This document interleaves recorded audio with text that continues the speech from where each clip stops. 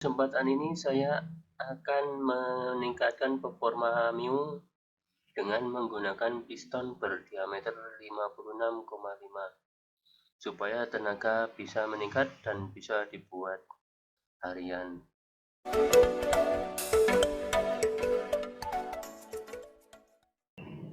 Untuk power up Mio ini saya menggunakan shafter atau piston berdiameter 56 karena untuk harian, untuk jarak jauh tenaga sudah sangat meningkat dan tidak bikin boros.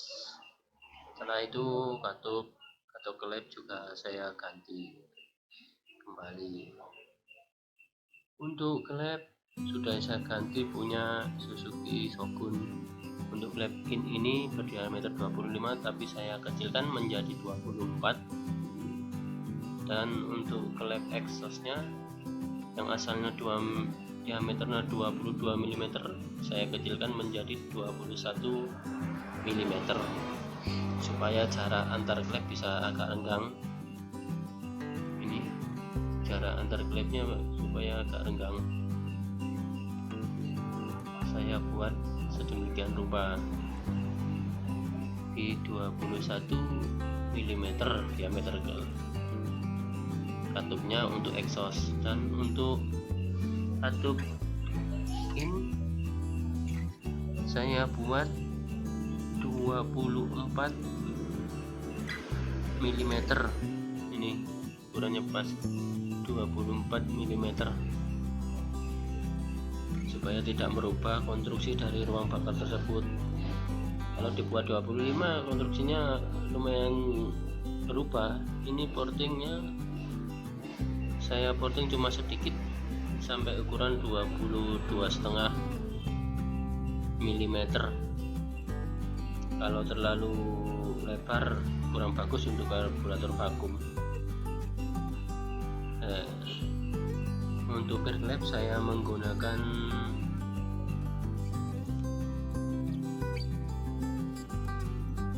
alurnya renggang.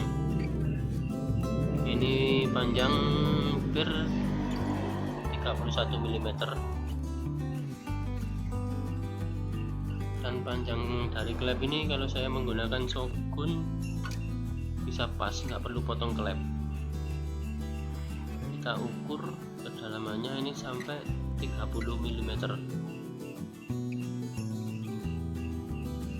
pas. Untuk X nya juga sama, ini kita ukur kedalamannya atau panjang batang itu dari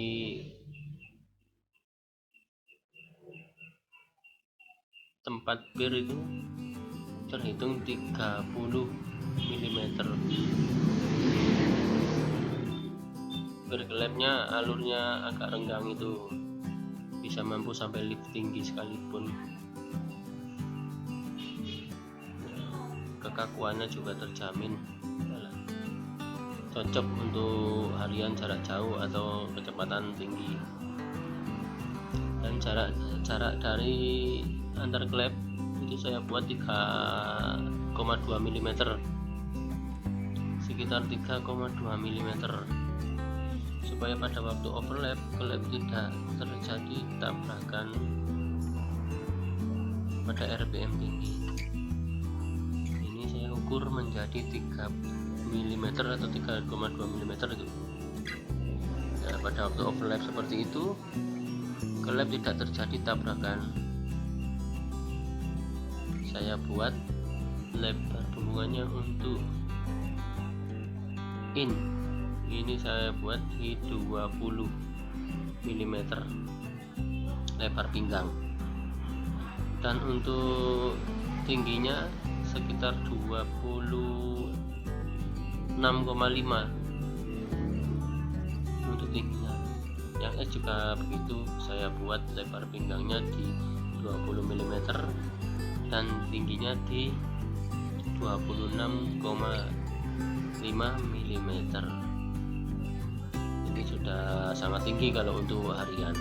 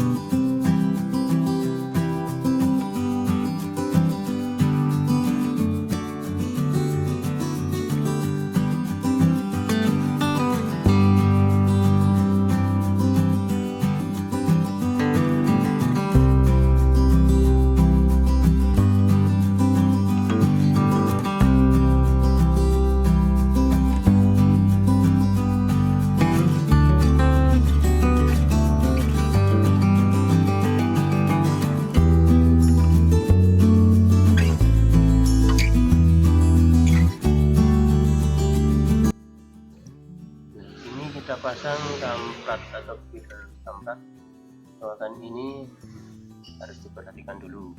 Yang ini ada di dalam, yang bertepatan di knob as. Jangan sampai terbalik, karena itu buat sepi atau pengganjal supaya top tidak bergeser. Area itu tadi bertepatan di sini, di cowakan knob as ini harus masuk di area situ. Kita pasang dulu kampratnya seperti ini, dan kita posisikan cowakan itu tadi masuk ke dalam situ. Ini kalau topnya kurang ke bawah, kampratnya yang dilonggarkan di bawah, baru diputar ke bawah gigi kampratnya terus sampai menemukan top yang sesuai.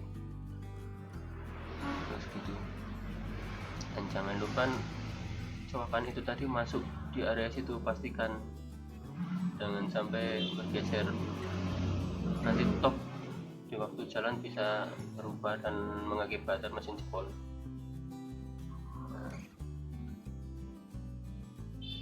Kita kembali ke magnet. Di sini ada huruf H dan tanda strip itu harus sesuai dengan tanda panah yang ada di kalter mesin atau di bagian mesin itu namanya top. Nah, itu harus sejajar dengan itu. Kita coba lihat lagi ke bagian kamprat, harus sesuai dengan tanda yang ada di kop mesin. Itu tanda garis itu harus sesuai atau di atasnya dikit.